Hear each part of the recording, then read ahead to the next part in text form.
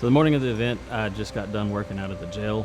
I was at my car with my radio on, finished getting dressed when I heard the call go out of a vehicle trapped in a low water crossing area. All units, there's going to be a 3-year-old child and an adult female in this vehicle, approximately 150 yards off the roadway. They cannot get them through, unknown if they are injured. 550, yes. Assuming you have medics en route.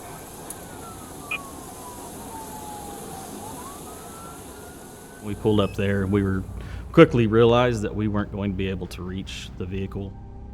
Water was about halfway up the truck. As we approached it, had already gotten higher. So the water was climbing very quickly.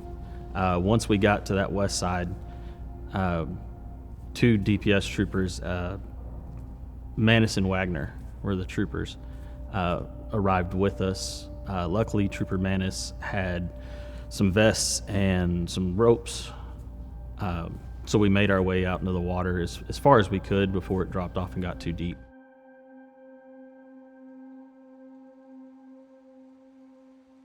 I went ahead and went across the water. From there, we devised the plan to take the female across first.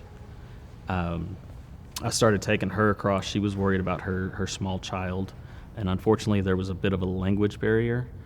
So trying to communicate, hey, we need to get across and we'll get your baby across was very difficult at that time.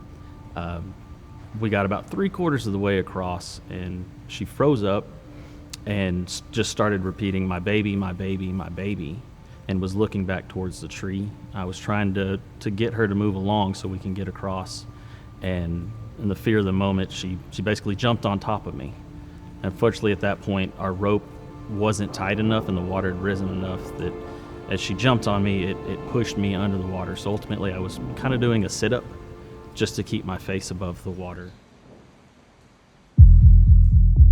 I'm Randy Turner, KLST Chief Meteorologist. I've been doing TV meteorology for 23 years.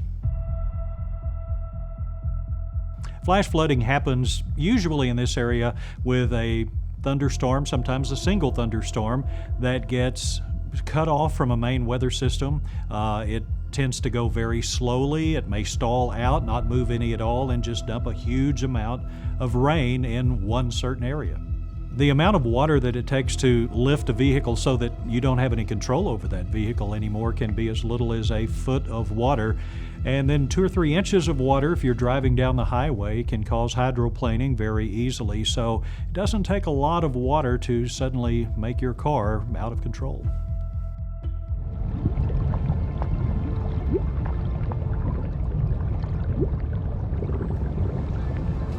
Doug Taylor, firefighter, Sandersville Fire Department, husband on the rescue truck. This was a lot more serious than what we had anticipated. I mean, kind of prepare for it to be a serious situation, but not to that scale. So like I said, we'd wound up on one side of the river or creek, just with the radio traffic. That's where everyone was going because that was where we were dispatched to at that time. So we could tell that the water was moving extremely fast on that side. We weren't able to get to them. Like you said, the water was rising, so by the time we make our way to the other side, probably rose another foot. Still at that point, we're like, okay, this is serious. You know, we do have a real serious situation. Chad Graves, Sandersville Fire Department, lieutenant on Rescue 1. Victims and the peace officers were in a tree out in the middle of a creek. They were unable to touch, so they were either in the tree or holding on to the tree with a life jacket. On the other end, probably I would say maybe 20 feet away, we were having to stay in another tree, which had the other side of the rope tied to. If we took one step towards them, we couldn't touch.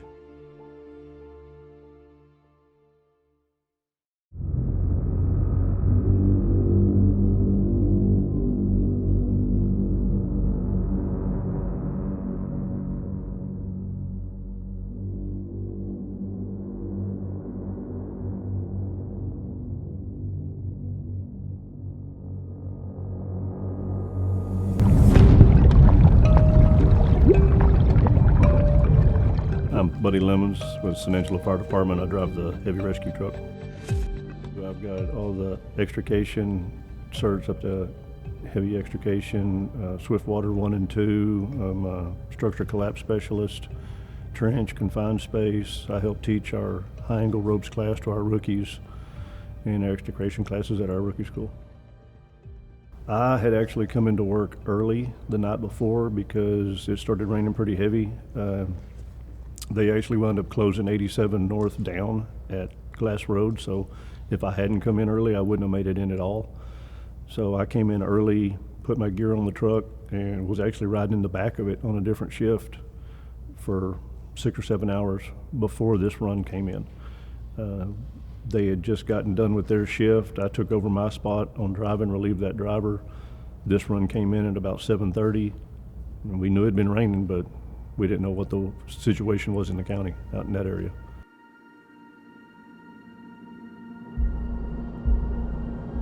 Well, my first thought on the way down there was whether I was going to have to swim a rope across the stream or not. And then my husband came back and said they've already got a rope in the tree, we just need to tighten it up. I'm kind of a knots geek, so tightening the rope up, we got down there, we looked at what they had, we was able to pull enough slack out of it. I retied it into a tight line, and once we were at that point, it was they hooked a lifeline to me, and I just went across and helped pull people across.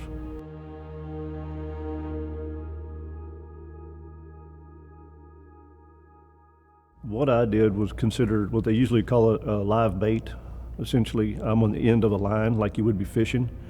So we tensioned up the main line across the creek so that it was a high tension line. I clipped myself into that line, and then my husband and officer clipped another line into my back. So essentially, I just, a lot like a zip line, except it was in the water. So I just hand over handed to the tree, made contact with whatever patient was next in line, and then my guys would pull me back across with my rope. Once we dropped the patient off, I just went back across. Initially, when the very first person going across there was when I saw Armstrong, and he was down in the water. You know, it was somebody I knew. It wasn't just victims, per se. And it was somebody I knew, and I was like, hey, how are you? And he's like, no, I'm cold, man. I was like, all right, you're already right here at the water, so we're getting you out first. You know, he was first in line, but that was a little different when you go across and you see someone you've worked with before in a situation like that. Well, it was great that they were there. If it would just have been the three of us on our truck, then it would have taken a lot longer to get the job done. You know, law enforcement being out in the county already on patrol, doing what they do, they're usually the first ones on scene, so they usually get something started. It was great that there was a lot of people on hand to help out with it. Otherwise, if it would just been us three and a couple of volunteers, it would have taken a lot longer.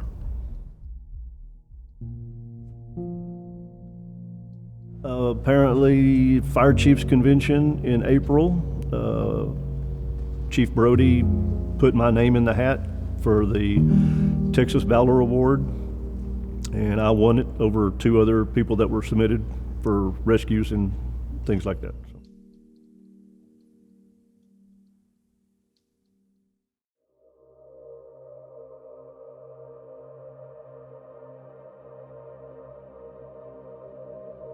Thanks for joining us on a busy Friday weather-wise. You look off behind us off to the north. There's a huge storm in that direction. In fact, there's a tornado with it.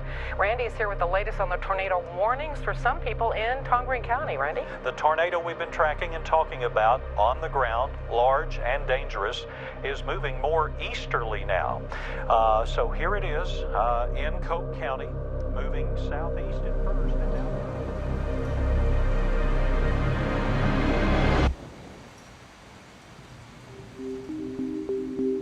When we talk about, West Texas and all the threats here in the Concho Valley, it's kind of a buildup, right? So we'll see dust storms push through. We'll see strong thunderstorms, including the hailstorm, and then of course tornadoes, followed by the heat. So when we talk about some of these tornadoes making their way through with severe weather season, we're starting pretty early in the year. So around late winter, we get a better idea of where we think some of these tornado alley factors are going to start establishing themselves right here in West Texas.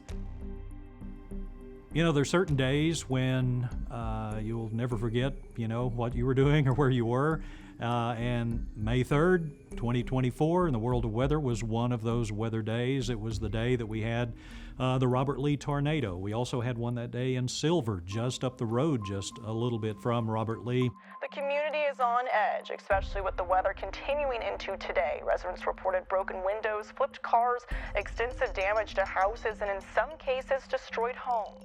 It was about 4:15 in the afternoon. A tornado warning was issued for a severe thunderstorm capable of producing a tornado very near the town of Robert Lee. And it quickly became evident, just looking at radar, looking at the velocity of radar, that this was not only capable, it was a tornado, and it was not only a tornado, it was a very large tornado. It began moving southeast down really Highway 208, just south of Robert Lee, very large, and we were on the air doing a tornado warning live on KLST at the time, and cautioning people to, not travel in that direction, and telling them which way the tornado was going. Then all of a sudden it just sort of disappeared for a moment off the radar, and I thought, okay, we'll take a little breath here because it's decided that it's at the end of its life, but it came back. And so 2 tornado warnings were actually issued on that storm. One roughly around 4:15, about 30 minutes later another one came out. So that time period between 4 and 5:30 p.m. for the folks in Coke County was a very rough time, as that tornado did affect folks out in that area, and it'll be a day that we won't soon forget.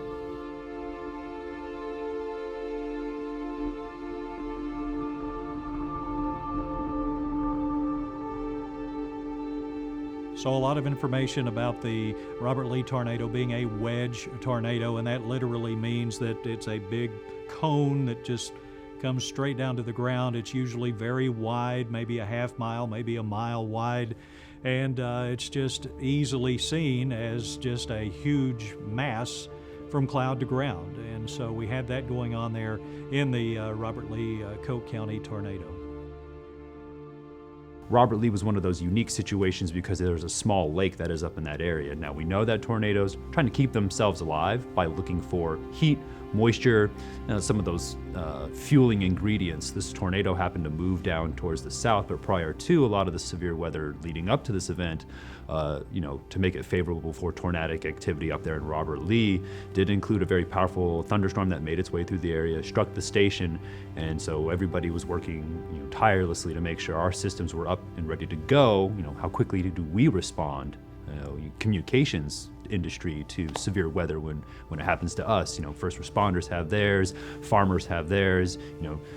Communications teams, we have our huge network, National Weather Service. So when these things happen, a unique tornado like this, it is again watching the factors that led up to the tornado, watching what's actually occurring, and then going back after the chaos and sorting through the timeline of what happened and why.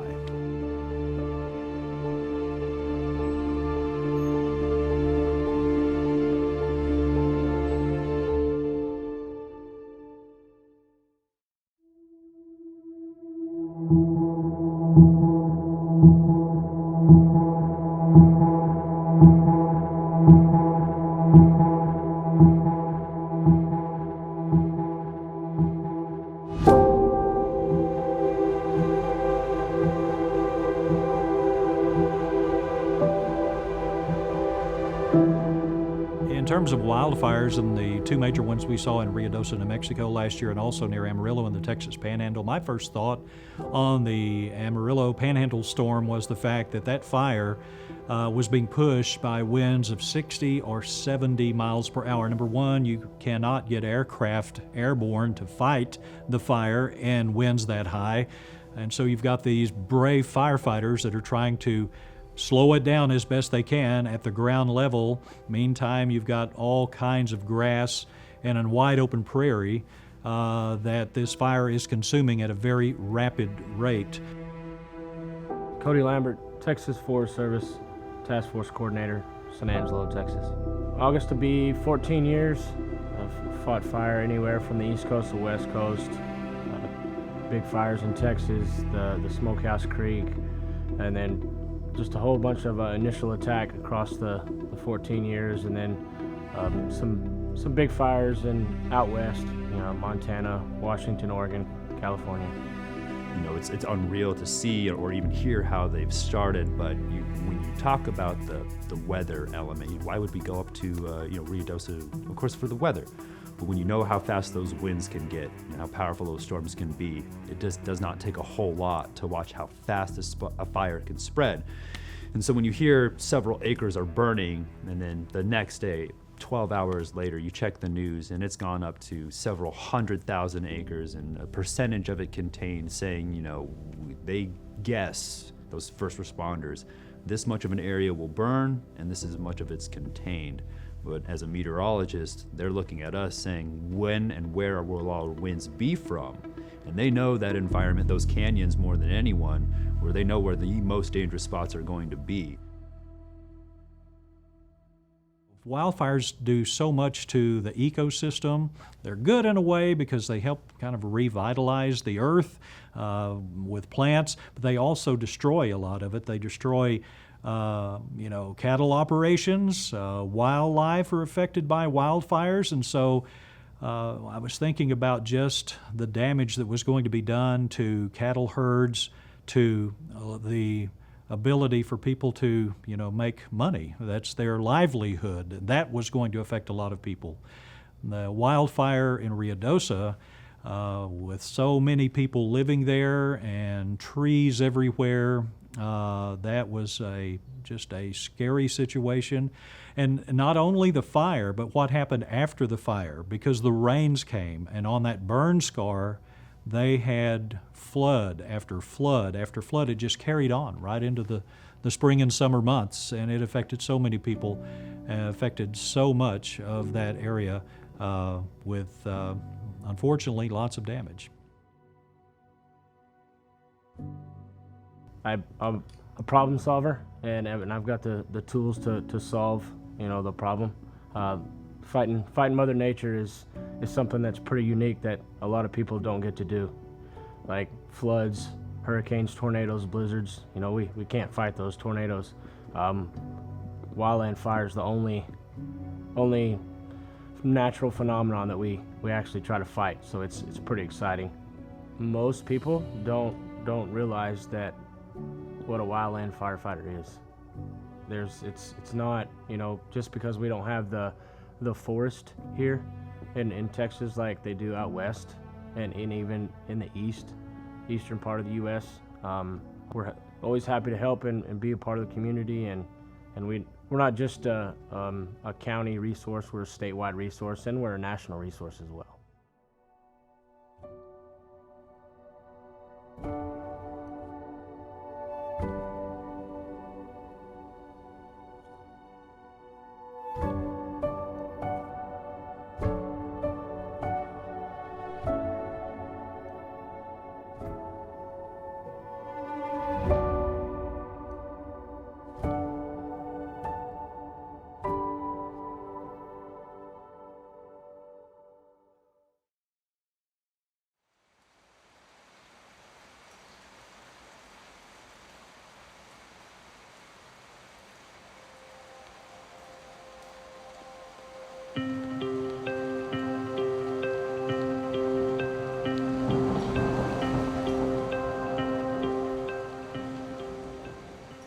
West Texas weather. It is fun to try to predict West Texas weather.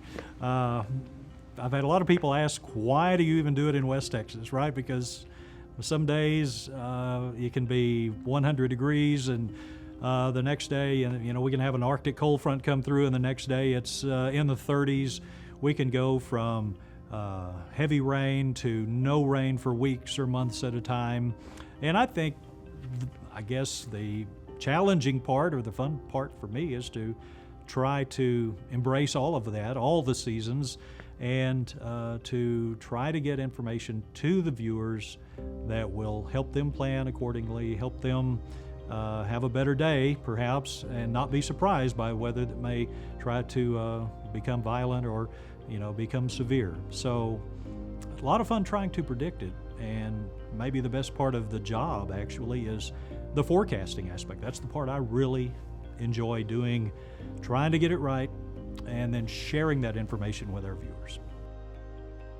When you talk about that analysis, that sort of human factor, and getting ahead of the storm or staying ahead of it, really just knowing your area. Like this is our home. Everybody knows a bad storm or a flash flood or a wildfire coming through the area. And when we talk about Ruidoso, we talk about Robert Lee, and we talk about even right here in San Angelo, everybody knows when that weather's going to push through, where that rain is happening at their house, or how close that wildfire is going to get, or even if they're feeling that earthquake on their side of town.